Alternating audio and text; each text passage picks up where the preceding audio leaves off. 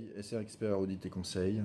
Pouvez-vous me donner quels sont ces niveaux de compétences pour faire des évaluations nécessaires à une fusion-acquisition de sociétés HLM? Eh bien, c'est une question pertinente mais complexe que vous posez là. Les compétences, elles sont multiples.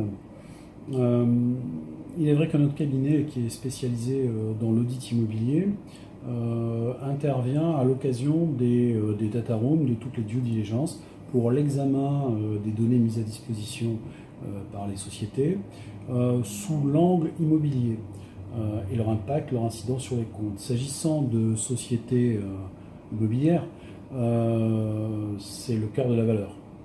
Donc notre tâche est de faire une estimation et une analyse à partir des documents en chambre et une analyse sur le terrain, euh, discerner les forces et les faiblesses d'un patrimoine, actif par actif si besoin, afin d'arriver à une valorisation la plus exacte possible.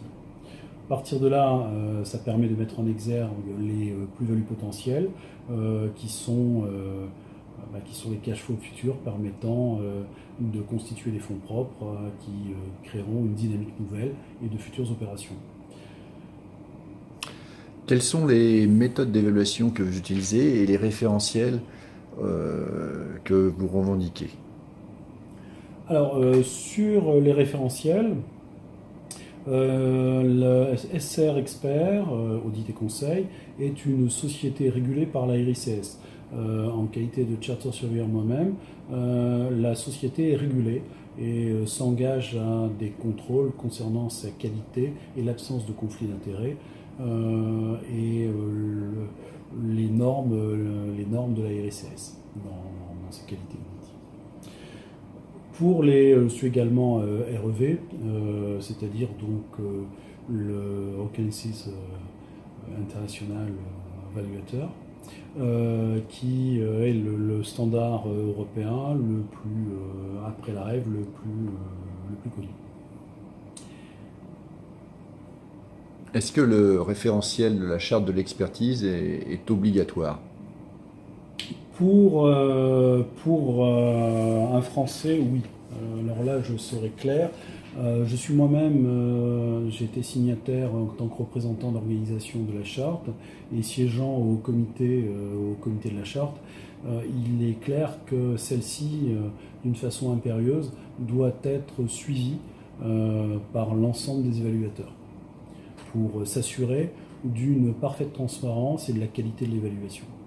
Donc c'est l'ensemble de ces labels que nous suivons dans le cas de toutes nos évaluations, que ce soit pour des foncières, pour des institutionnels, pour l'État. Et nous appliquons l'ensemble de ces référentiels.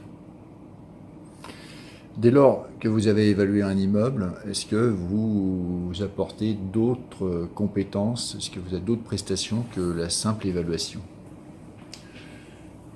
Alors, tout dépend du client, mais nous avons effectivement une gamme de prestations que nous proposons à nos clients. En fait, notre politique est de s'adapter aux besoins du client. À partir du moment où on identifie un besoin, nous essayons d'y répondre. Donc, de développer des services et des prestations en fonction des besoins quelquefois que nous aidons le client à cerner. C'est le rôle un peu de l'auditeur. Il l'écoute mais il fait naître.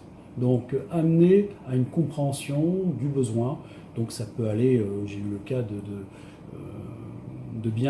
clients qui nous ont confié des biens pour les exploiter en mettant en phase toutes les phases de la chaîne de la valeur, depuis la restructuration jusqu'à la location et la revente d'un bien. Donc c'est ce type d'opérations qui peuvent éventuellement être menées. Mais en ce qui concerne le monde HLM, les missions seraient, à mon sens, principalement de trois niveaux. Un niveau d'audit permettant effectivement de mieux comprendre un patrimoine, peut-être dans l'idée de le céder ou d'un rapprochement. pour aider le commissaire aux comptes à certifier les valeurs.